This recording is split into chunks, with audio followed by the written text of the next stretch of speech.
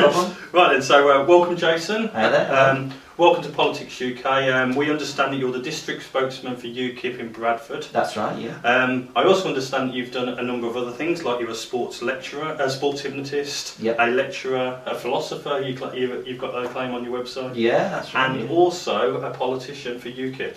Yeah, so I've got quite a few strings to my bow, really. Yeah. As I say, spokesman for UKIP and also the Civil Liberties Group No to ID in Bradford. I speak at universities and schools on politics, but also on other issues. I've spoken at a local school recently on to do with hypnosis. I was discussing hypnosis in relation to sort of reincarnation, so we got into quite deep subject on that. Oh, okay, and so would you say that you were a hypnotist first then, or would you say that... Well, I've been qualified as hypnotist since 1998, so before I became active in politics really, so it's always been an interest of mine really. Right, so what made you go into politics? I think like most people, I was quite disillusioned with the whole situation, and I looked around and I didn't really see anyone sort of representing my views, so I found UKIP and I joined them just out of interest really. I thought I'll see what they've got to offer, and I went to the first meeting in Bradford, and this is in 2004, and in a quite a weird situation. The chairman at the time had to resign. She got a job at the council because obviously there was a conflict of interest, and they needed a new chairman. And I'd only been with the party at this stage for around about 4 months. So we had a little chat, and there was quite a number of people at this meeting, but we needed a chairman. So a lot of people threw their names in. Someone suggested to me, throw your name in the hat and see how it goes. And I said, well, I'm only new to politics. I've only been in politics for 4 months. But I got talked into it. So everybody did a little speech about who they were, what the experience, what their background was. And in a crazy situation, I actually got elected with 4 months of being new. People were impressed with what I had to say, my background, and they wanted to give me a shot. Right, so you're now obviously the chairman, so what does that entail for Bradford? Well, I look after the Bradford district, and in the country it's the 4th largest metropolitan in the country, so it's a large area. We've got the Bradford constituencies, which are all very, very interesting. A lot of interesting things going on there. You've got Shipley, which is the top of the district, which is more of an affluent area, right. And Keighley as well.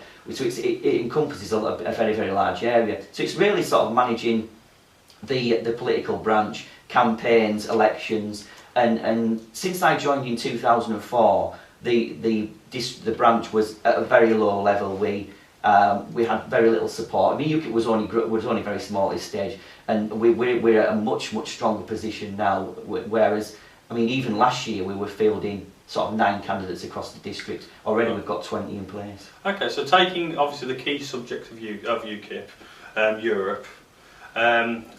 A lot of people could be put off by UKIP because they see you as a single issue party. Is that the case? Well, I think originally that's a valid point. When I first became involved in UKIP in maybe 2004, I think that might have been a valid point.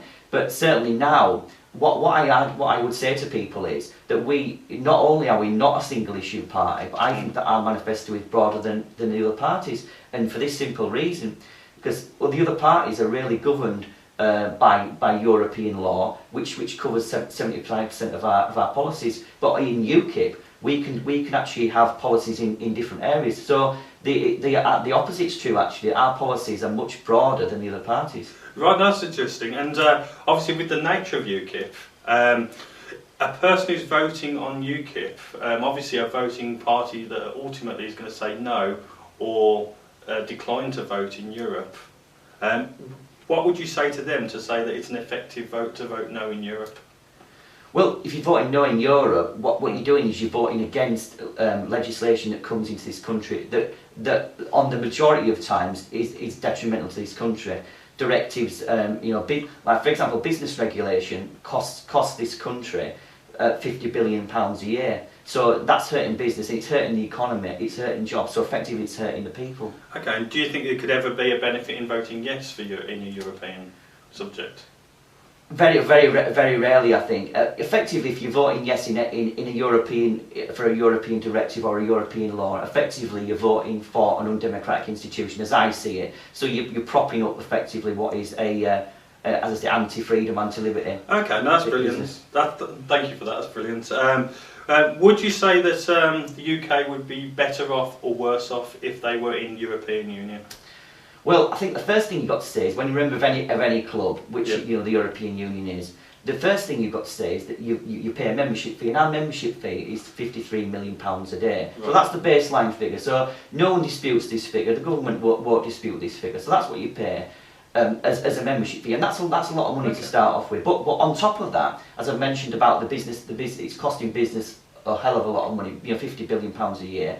But you've got the other hidden costs. For example, people wouldn't necessarily think that it impacts them at a local level being in the EU, but their council tax is increasing because of, for example, the EU landfills directive, which fines councils for creating more rubbish. This is an EU regulation that's put down on the local people, and it's costing them money. Okay, that's brilliant. And well, can I ask you what you'd say to those people who say that during the financial crisis, which a lot of people would consider we're in, would it be better to stay in Europe and then look at it when we come out of financial crisis? Well, I think that's a good question, but the facts as I see it, and if you look at the figures, this will bear it out. If you came out of the EU now, this would free our economy up. You know, the shackles would be taken off business, so they'd be able to, you know, really grow. We'd be able to trade not only, you know, effectively we've got tariffs, you know, as a member of the EU, we can't have trading agreements with the rest of the world. Outside of the EU we would. So I think it's the opposite. If we came out of the EU now, there'd be a little bit of a transition period where you'd have issues with agreements with different countries. But in a very short time you'd find that your economy was really on the up. Brilliant, thank you. I'm just going to check it now if that's alright. Brilliant. We've